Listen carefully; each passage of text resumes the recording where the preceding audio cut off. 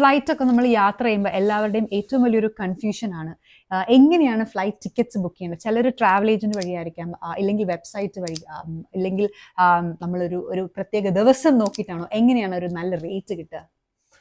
Basically നമുക്ക് peak season എന്ന് പറയുന്നത് സ്കൂൾ അടയ്ക്കുന്ന സമയത്തായിരിക്കും മിക്കവാറും ഉണ്ടാകുന്നത്. പിന്നെ മാർച്ച് ബ്രേക്കിൻ്റെ സമയത്തും ക്രിസ്മസ് സമയത്താണ് എപ്പോഴും ഫ്ലൈറ്റ് പീക്കായിരിക്കുന്നത്. അപ്പോൾ ആ പീക്ക് സമയത്ത് നമുക്ക് ഏറ്റവും ഹയർ ഫെയർസ് ആയിരിക്കും ഉണ്ടായിരിക്കുന്നത്.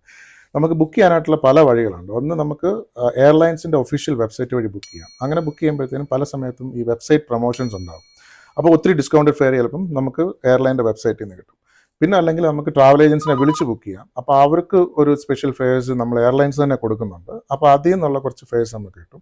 അല്ലെങ്കിൽ നമുക്ക് ഇപ്പം എക്സ്പീഡിയ, booking.com, ഇപ്പം പിന്നെ നമുക്ക് ഏറ്റവും ബെറ്റർ ഫെയറും കിട്ടുന്നത് നമുക്കൊരു സ്കൈ സ്കാനർ എന്ന് പറഞ്ഞിട്ടൊരു വെബ്സൈറ്റ് ഉണ്ട്. സ്കൈ സ്കാനർ ചെയ്യുമ്പോൾ നമുക്ക് അവരെല്ലാ എയർലൈൻസിൻ്റെയും നോക്കിയിട്ട് നമുക്ക് ഏറ്റവും ബെറ്റർ ഫെയർ വെച്ച് നമുക്കത് കിട്ടും. പക്ഷേ നമുക്കൊരു കാര്യം ശ്രദ്ധിക്കണം, നമുക്ക് ചിലപ്പോഴാണ് ട്രാൻസിറ്റ് കൂടുക. അപ്പോൾ നമുക്ക് ഇപ്പോൾ നാട്ടിലോട്ട് പോകുന്നവരാണെങ്കിൽ ഒന്നിൽ നമുക്ക് ദുബായ് കൊച്ചിൻ, അല്ലെങ്കിൽ അബുദാബി കൊച്ചിൻ, അല്ലെങ്കിൽ ജദ്ദ കൊച്ചിൻ, ഇപ്പോൾ ഖത്തർ എയർവേസ് ഉണ്ട്, ദോഹ കൊച്ചിൻ, ഇങ്ങനത്തെ ഡയറക്റ്റ് ഫ്ലൈറ്റ്സ് ഉണ്ട് ഇവിടുന്ന്.